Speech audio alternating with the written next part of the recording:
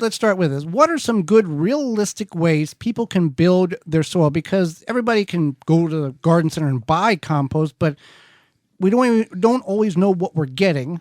But if we can make as much as we can at home, that would be better. How do we do that? Yeah, that's a really great question. And what a great point too, that when you're buying soil or compost or some type of planting mix at the garden center, you're not exactly sure, at least most of the time, what you're getting. And it takes some trial and error there to get that right. And the best solution, if it's possible, is to either make your own or find it locally sourced. Maybe you have a compost hub, or maybe you can compost with friends if it seems like an overwhelming project. But the role of compost is so important. And again, not all compost is alike, and it's one of those tools that we use to build soil in the sense that we're feeding soil, and we can begin that process from the very start. So for instance, I moved a year ago to a new home, and there was no garden.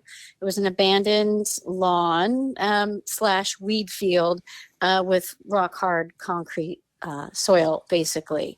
And one of the first things I did was I built some veggie boxes. We have a lot of gophers.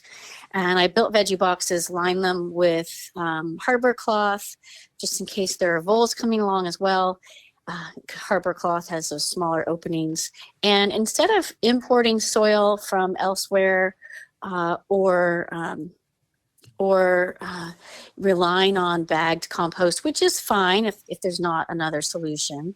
But instead of doing that, I decided I would use the regenerative principle or no-dig principle you can find and grow now and actually compost in place. And so what I did in my raised beds was I built compost piles. I put down a layer of sticks and twigs, which is the woody brown materials. I put down a layer of greens and then browns on top, and then greens and then browns, and so on. And then on top, I did put finished compost. And because we had just moved, I didn't have any made here. But I'm really lucky that just down the road is a local compost facility, literally a mile away.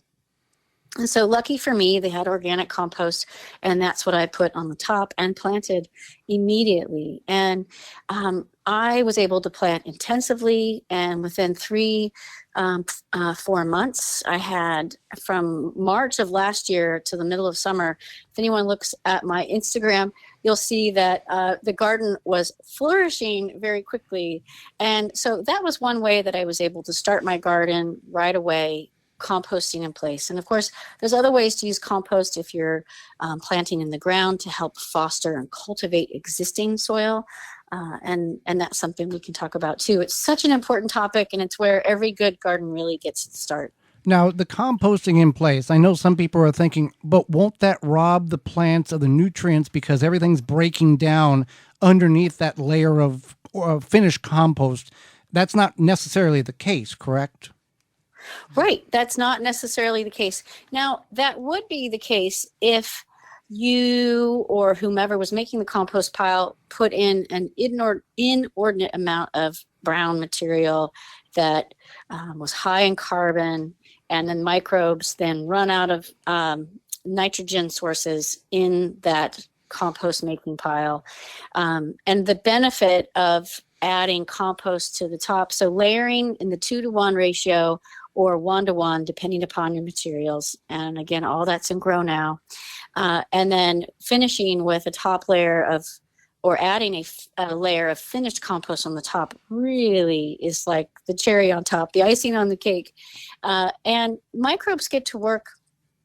And really, it's not a recipe like your mother's chocolate chip cookies. It's more like a recipe to make this sort of compost pile. It's more like the mix and match soup you might make from the garden, a little of this and a little of that.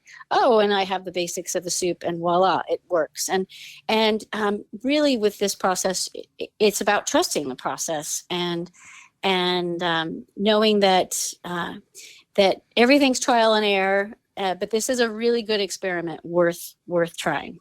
For more information, please visit thewisconsinvegetablegardener.com.